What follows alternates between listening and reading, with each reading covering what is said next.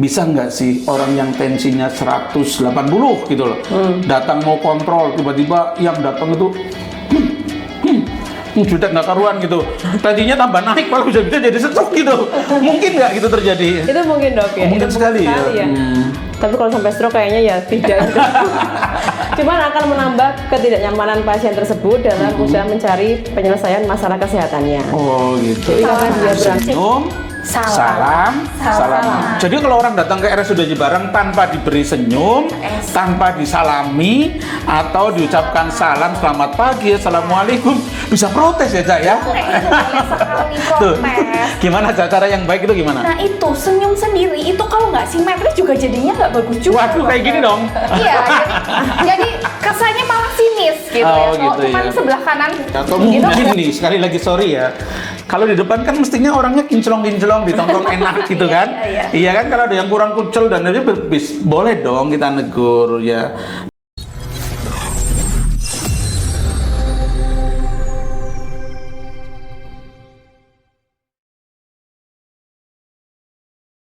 Assalamualaikum warahmatullahi wabarakatuh. Selamat siang, selamat sore, selamat malam.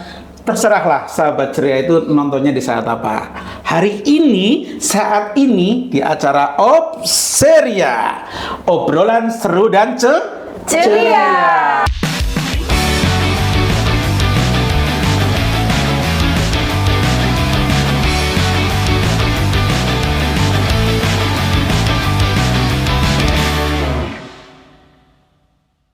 Tentunya saya bersama nih orang-orang hebat yang selalu bisa memberikan pelayanan yang ya menurut saya nih, sekali lagi nih, menurut saya cukup memuaskan lah. Dan kita kali ini nih, kita akan ngobrolin sebuah tema yang cukup menarik. Tema ini bagaimana kita bisa membuat orang-orang yang datang ke RSUD Jembarang itu pulang-pulang tertawa, pulang-pulang tersenyum, senang, alias apa? Service excellent yang kita berikan di RSUD Jembarang. Kita akan berbicara tentang frontliner. Kontak pertama kita nih di RSUD Jembarang. Nah, terkait dengan ini nih, bagaimana nih menurut kalian nih? Mungkin terserah, apa sih sebenarnya frontliner itu di rumah sakit? Apa ini? Kira-kira apa nih? Ya, Ocha atau Fajar atau siapa, monggo terserah. ya saya boleh. Ya, Fajar nih.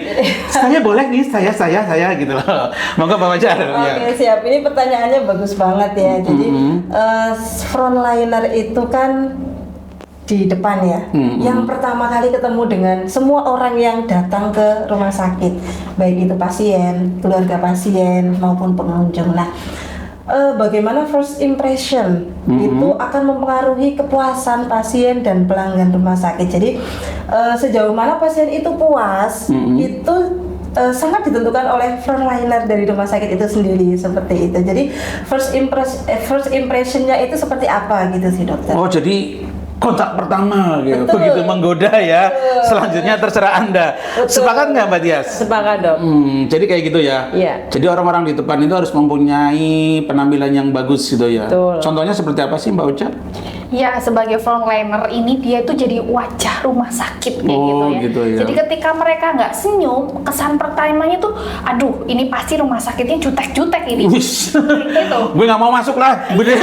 Karena jutek-jutek begitu sampai setengah, wah gue balik lagi aja. Iya.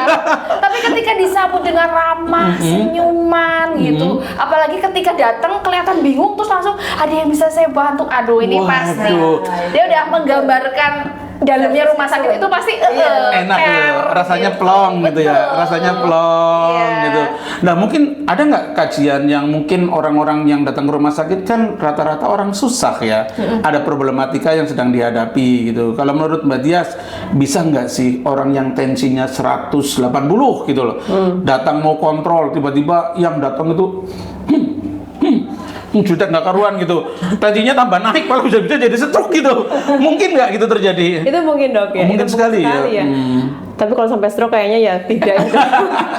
Cuman akan menambah ketidaknyamanan pasien tersebut dalam usaha mencari penyelesaian masalah kesehatannya. Oh gitu. Jadi ya. karena dia berangkat sudah dalam kondisi tidak fit, kemudian mungkin dari rumah ke rumah sakit juga sudah lelah seperti itu ya, sampai rumah sakit kok petugasnya cemberut, ketus, kemudian nggak kontak mata, dia akan merasa ya Jadi kayak harapan untuk sembuh itu bisa jadi kayak udah agak menurun sedikit gitu. Hilang gitu ya. Iya. Berarti boleh diambil kesimpulan dong. Pelayanan kita yang bagus akan mempercepat penyembuhan, membantu proses penyembuhan Akan pasien. mempercepat Betul penyembuhan sekali. karena dia akan memberikan harapan sembuh pasien yang lebih besar. Soalnya kalau saya sakit pun, saya periksa itu ketemu petugas yang ramah, menyenangkan, saya akan berubah moodnya nih. Oh gitu ya. Iya, kan moodnya berubah dulu. Iya, jadi yang jadi senang juga. Oh iya, saya Nadi yang tadinya 80 menjadi 120 gitu ya. Iya, bisa jadi kayak gitu dong. Oke, jadi kita sepakat nih ya. Iya. Jadi kontak pertama itu sangat bagus ya penting, buat pelayanan dan tentunya pelayanan ini juga harus bagus juga buat pasien. Kalau terkait 3S menurut Ocha itu gimana? Ya itu penting banget. Soalnya apalagi senyum itu juga ada caranya juga kan. Ada 3S caranya juga itu, ya? Kan 3S itu senyum, salam, salaman. Senyum, salam. Jadi kalau orang datang ke RSUD Jembarang tanpa diberi senyum, tanpa disalami atau diucapkan salam, selamat pagi, assalamualaikum, bisa protes ya Cak ya? Boleh, itu boleh sekali Tuh, protes. gimana cara yang baik itu gimana? Nah itu senyum sendiri itu kalau nggak simetris juga jadinya nggak bagus juga. Waduh, kayak gini dong. Iya, jadi kesannya malah sinis gitu Oh, ya. Kalau gitu cuma ya. sebelah kanan gitu kesannya kayak jadi Ngece kesannya ya, iya betul ngece. kayak sinis kayak ngece gitu. Jadi gimana yang bagus, yang mana senyum gimana? Jadi harus simetris, kiri kanan, ditarik kiri kanan, gitu senyumnya. Terus bila perlu giginya juga boleh terlihat. Giginya, gitu. jadi harus gosok gigi dong. Iya, harus itu. Nanti kalau nggak gosok gigi ngobrol juga malu. Gimana ulangi lagi. Iya, jadi kiri kanan tuh harus simetris. Ingat, kalau kiri aja itu nggak bagus, kanan juga nggak bagus. Jadi harus simetris kiri kanannya. Gitu senyum. Terus karena tadi nggak hanya senyum, jadi itu satu rangkaian yang harus dilakukan. Jadi senyum, salam, salaman. Jadi salamnya itu bisa assalamualaikum, selamat pagi atau selamat siang seperti tadi disampaikan di awal. Terus kemudian salamannya kita dengan satu tangan kanan ini di depan dada sambil dibungkukkan sedikit. Oh, Tapi jadi- itu dilakukan sekaligus. Jadi nggak Sekaligus yang gitu. terus ketinggalan assalamualaikum Senyumnya terus baru nyusul. ketinggalan gitu enggak. Oh. Jadi itu dalam satu waktu dilakukan. Jadi Oh, senyum, secara ini ya, bareng jadi bareng, satu ya. Iya, jadi assalamualaikum atau selamat pagi seperti itu langsung. Oh, keren. Gitu. Itu Haji Barang nih. Iya. Itu Haji Barang ya. Iya. Iya, Cibarang begitu ya. Iya. Senyum, salam, Salaman. Dan saya pikir kalau kita di depan memberikan servis bukannya sekedar senyum salam-salaman ya, karena banyak sekali problematika yang dihadapi di lapangan gitu ya. Orang komplain, orang ini kan juga banyak banget ya gitu loh. Nah sebenarnya kalau orang komplain itu ada orang komplain gitu loh. Kita sebagai petugas itu harus bagaimana sih Mbak Wajar? Nah, ini kalau ada orang yang komplain ya, tadi kan Mbak Dia sudah menyampaikan tentang kontak mata dong. Kontak mata. Betul, yang pertama itu kita kontak mata, yang pertama dengan pasien. Kemudian kalau orang itu sebelum komplain sebetulnya kita bisa mengantisipasi nih dok. Oh, kalau terlihat ada orang kebingungan nih. Mau ke suatu tempat misalnya, nah kita kontak mata, mendekati, kemudian menanyakan apakah gitu. betul pasien itu kebingungan misalnya. Nah kalau kemudian setelah kita tanyakan, oh ada yang bisa dibantu, kemudian ya langsung kita bantu pasiennya seperti itu. Jadi memang setelah kontak mata itu kita menggunakan respon nonverbal dong, karena komunikasi juga secara verbal ada, secara nonverbal juga ada seperti itu. Harapannya sebetulnya sebelum pasiennya komplain itu sudah kita antisipasi dulu nih seperti itu. Jadi kadang-kadang masalah itu juga bikin ruwet ya, bikin pusing pada kita ya. Tapi sebenarnya saya pernah baca tulisan dari Igun nih kayaknya. Siapa itu? Ruwet dan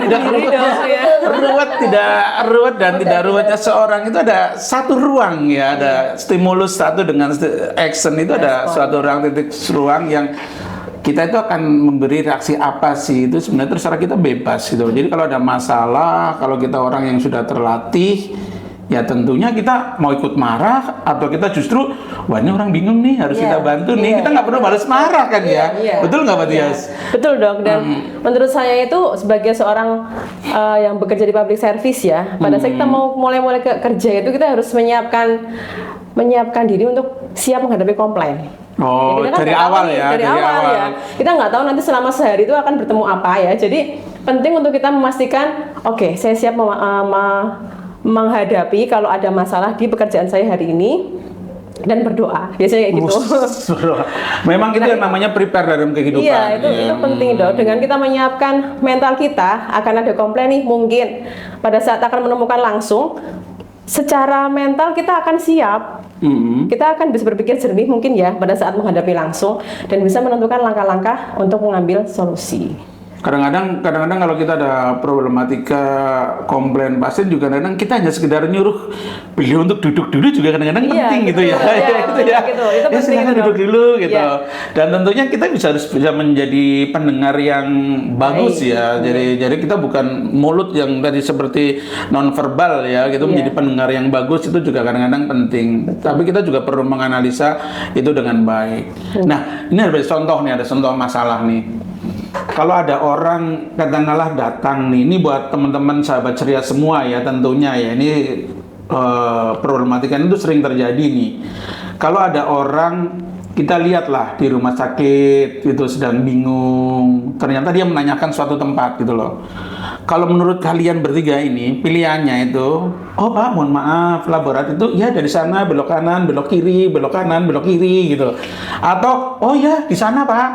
Atau oh ya Pak, itu ada ke sini lurus terus ke kanan, atau perlu saya antar Pak gitu.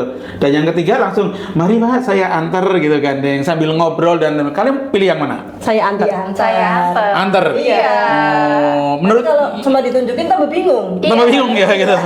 Gimana dong? Cara ngantarnya gimana? Buat teman-teman, coba buat pesen buat teman-teman orang ngaji bareng gimana baiknya, atau teman-teman semua lah di rumah sakit yang baik itu seperti apa coba? Jadi ketika kita menempatkan diri bila saya adalah pasien itu kita akan bisa memberikan servis yang baik. Jadi kayak kita kalau lagi di mana di mall atau di Indomaret atau di mana tuh ketika kita nanya apa gitu, ini kecap di sebelah mana ya? Kalau cuma ditunjukin di sana kadang kita sebelah mana ya kayak gitu ya. Oh. Tetapi ketika petugas yang mengantarkan kan seneng kita tahu Oh, gitu kan di ya. situ. Ah di rumah sakit juga sama. Ketika kita juga menempatkan posisi itu pasien nanya ini laborat di mana kayak gitu, ya kita sapa. Tentu dengan 3S pertamanya. Iya. Kemudian ketika kita menunjukkan itu nggak boleh pakai jempol, yang betul itu tangan terbuka Ini seperti ini, menunjukkan sebelah sana. Nah, bukan hanya menunjukkan sebelah sana, tapi kita mengantar. Mari Bapak, saya antar di sebelah sana gitu. Dan ketika berjalan itu kita dapat interaksi nih, kan karena kita bersama nih. Oh Bapak dari mana? Mau periksa apa? Seperti itu. Jadi kita Ngobrol gitu iya, ya. betul. Sama berjalan. Jadi jangan hanya sebelah sana terus kita diemin aja gitu. Enggak, kita harus Jadi public speaking kita harus bagus dong. terus. Jadi di situ kita juga dapat sesuatu. Kalau misalnya ternyata di depan nih dia bertemu dengan petugas yang judes, nah di situ dapat saya tadi di depan mbaknya diem aja, loh kita bisa belanja. Dan di situ tugas kita untuk menenangkannya. Oh begitu ya Bapak, baik nanti akan saya sampaikan gitu. Jadi kita tahu ketika dia kecewa apa nih di bagian depan dia bisa sampaikan. Atau mungkin dapat respon positif juga. Oh luar biasa rumah sakit. Nah ini sangat memotivasi ketika kita berjalan sampai laborat. Di samping itu juga pasien ketika diajak ngobrol, komunikasi dia juga merasa bahwa saya diterima nih, saya diuongke gitu kan bahasa Jawanya ya.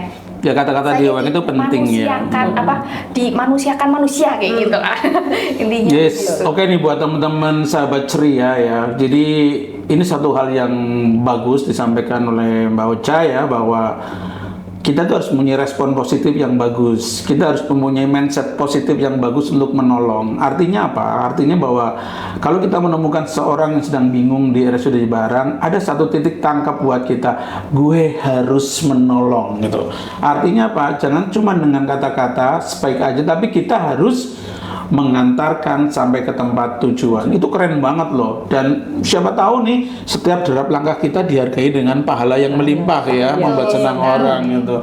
Ada satu hal lagi nih yang mungkin terkait dengan inilah gitu. Kadang-kadang kita ya kebetulan mungkin baca di diklat kan? Diklat. Iya di diklat ya. Kadang-kadang kan orang-orang diklat, Mbak Fajar di diklat, Mbak Ocha di MPP, di bagian MPP. Tadi belum saya kenalin nih, ini dari diklat nih. Ini dari MPP, case manager ini Mbak Ocha, ini juga dari diklat juga nih. Nah, kadang-kadang kan orang diklat itu sudah memberikan pelatihan yang cukup, yang ini cukup pelaksanaannya gitu loh ya. Ada satu hal yang bagus itu evaluasi itu juga penting gitu loh. Nah, ini salah satu nih kadang-kadang nih peran data manager nih.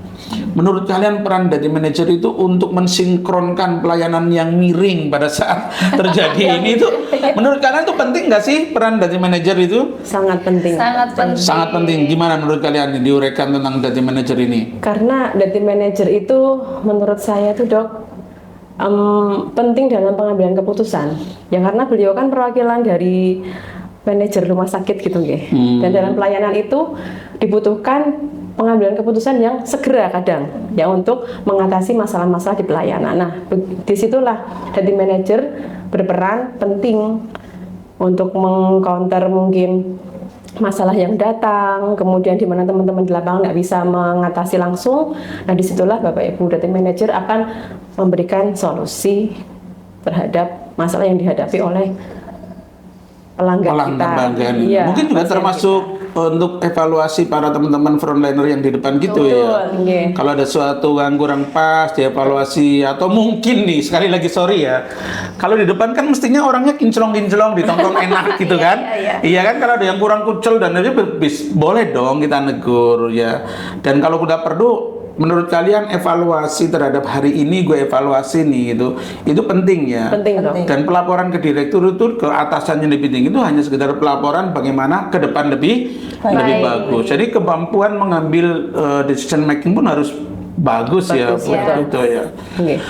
Oke lah buat teman-teman semua, ini kita obrolan yang sangat menarik sekali bersama Mbak Dias, Mbak Ocha dan Mbak Fajar. Ini sangat menarik sekali. Oleh karena itu kita ya Mbak Dias di Diklat ya kalau nggak salah ya besok di hari Kamis ya kita akan ada Pelatihan. ada pelatihan apa Pak Jar? Frontliner hebat, pasien puas. Wis, frontliner hebat, pasien puas. Oke, buat teman-teman semuanya, inilah Obseria, obrolan seru dan ceria, dan mudah-mudahan kali ini terkait dengan service excellence, decision making yang bagus dari frontliner, mudah-mudahan ada manfaatnya, dan sampai ketemu lagi di Obseria, obrolan seru dan ceria.